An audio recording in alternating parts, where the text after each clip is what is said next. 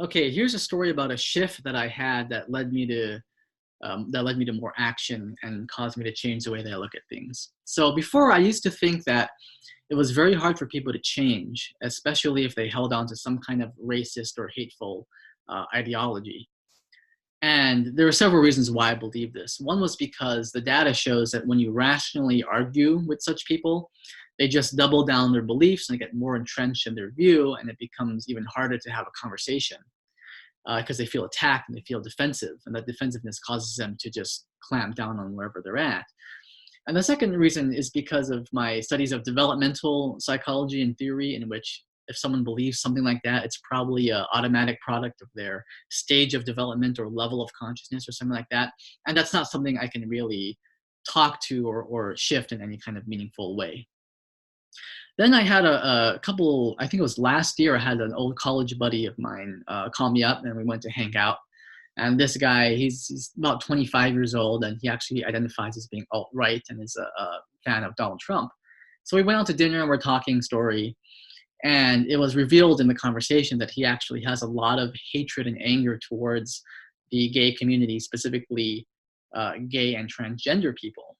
And he really has a lot of passionate feelings of hatred and just disgust towards these people.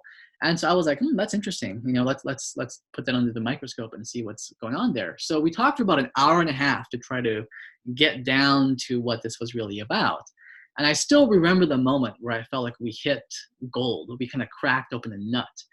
And what was revealed was his identity and security as a man and being masculine. And that was really important to him. Those masculine values and his image of himself as a man was something that he was trying to cultivate in his life. And he felt very insecure about his identity as a man. And it turned out that these LGBTQ groups kind of symbolically represented a threat to his male identity, right? They threatened his male values. And so he was trying to define himself against something oppositionally. He was trying to contrast himself with the opposite of being what he associated with manhood as a kind of a false way of gaining more security about his own identity.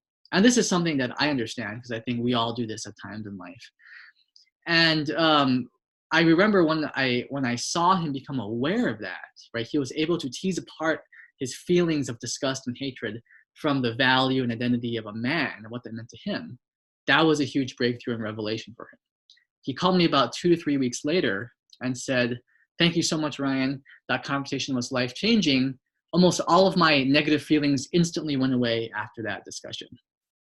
And he said that what was really helpful was that I was not judgmental. I was just genuinely curious and just wanted to hear honestly about what was going on for him and what was underneath all these feelings.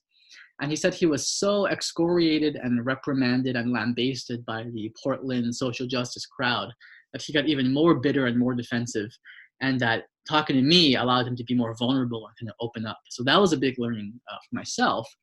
But the second thing that was more exciting for me, actually, as a skill I could develop, was the ability to identify what someone's underlying needs or values or identities or insecurities or goals are.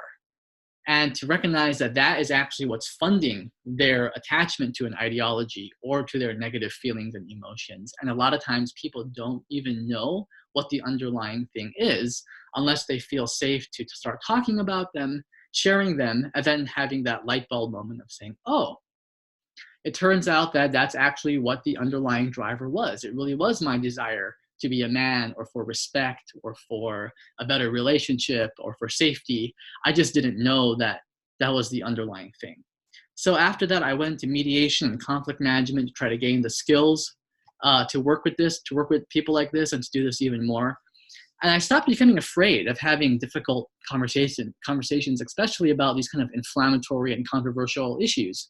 Because to me, it was always just another opportunity to really listen deeply and to try to excavate what the underlying values and needs and identities are that are feeling threatened in the conflict or that are producing the negative feelings.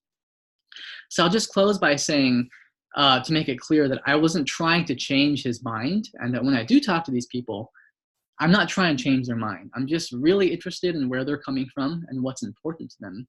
Once we identify that, and once they feel that their values are being acknowledged and seen and heard and honored and accepted for where they are, then you can start to disentangle those identities or values that want to be birthed in a healthy way from defining yourself and giving the middle finger and hating a whole bunch of other people in an oppositional way. You can define your identity in the positive and not in the negative by contrasting yourself with the opposite group. And that is really what's empowering, allows a lot of the creativity to come into play, whether it's in conflict resolution or just dealing with our own selves. We can consciously start to create the identity and values in life that we want instead of basing it off of hating another group. So thank you so much for listening. I'm really excited to share and learn more, and hopefully continue this work with One Nation. So aloha.